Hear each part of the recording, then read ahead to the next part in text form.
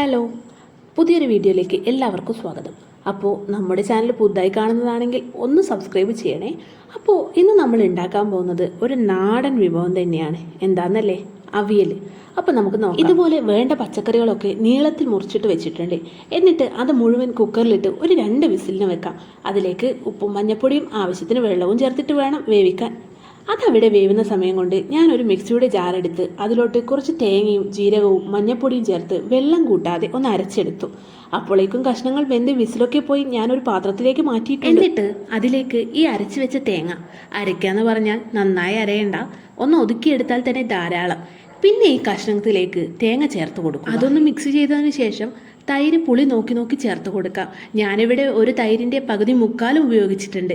എന്നിട്ട് അതും നമുക്കൊന്ന് മിക്സ് ചെയ്തെടുക്കാം. എന്നിട്ട് നമുക്ക് ഗ്യാസിൽ വെച്ച് ചൂടാക്കാം.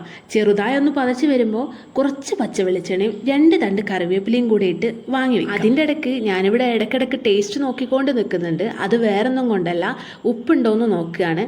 അതായത് പുളിയും ഉപ്പും കൂടെ ഒരുമിച്ച് വരുമ്പോൾ ഉപ്പ് മനസ്സിലാവുന്നില്ല.